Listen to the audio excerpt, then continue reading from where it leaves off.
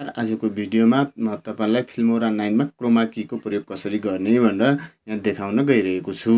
अनि सबभन्दा पहिले हामीले कुनै एउटा जुन हामीले भिडियोहरू मिक्सिङ गर्न खोजेका छौं त्यो भिडियो मिक्सिङ गर्ने टाइमलाइनमा यहाँ भिडियोहरू अपलोड गर्नु होला। र क्रोमा कीको लागि मैले यहाँ एउटा ग्रीन पर्दा भएको यहाँ एउटा भिडियो प्रस्तुत गरेको छु र यो भिडियोलाई पनि यसरी ल्याउन सकिन्छ।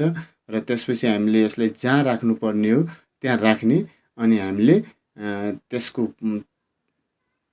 त्यसलाई कुन ठाउँमा एडजस्ट गर्ने हो त, कुन विषयवस्तुको हामीले पछाडिको पर्दा हटाउने हो त, ग्रीन पर्दा हटाउने हो त्यसलाई क्लिक गर्ने र त्यसमा हामीले क्लिक गरिसकेपछि डबल क्लिक गरेपछि यस्तो आउँछ देख्नु होला, जहाँ चाहिँ भिडियोलाई यसले बन्द गरेको हुन्छ। अब हामीले भिडियो देख्ने गरेर हामीले यो पर्दालाई ब्याकग्राउन्डलाई हटाउनु पर्ने हुन्छ। अब यो ब्याकग्राउन्ड हटाउँदाखेरि हामीले यहाँ डबल क्लिक गर्ने र डबल क्लिक गरिसकेपछि यस्तो देखिन्छ। अनि यसमा क्रोमा की भन्ने आउँछ, यो क्रोमा की अथवा यहाँ ग्रीन स्क्रिन भन्ने आउँछ। ग्रीन स्क्रिनमा क्लिक गर्ने बित्तिकै यस्तो देखिने गर्दछ।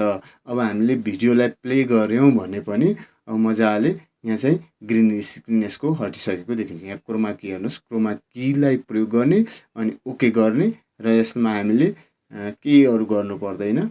मजाले अब भिडियोलाई चलाउन सकिन्छ हेर्नुस्।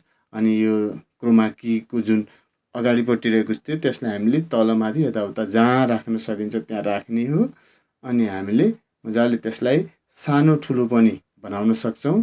अनि जुन ठाउँमा जति लामो राख्नुपर्ने त्यो ठाउँमा अन्य चीजहरू पनि राख्न सक्छौं। यसरी हामीले फिल्मोरा 9 मा क्रोमा कीको प्रयोग गरेर ब्याकग्राउन्डलाई हटाउन सकिन्छ।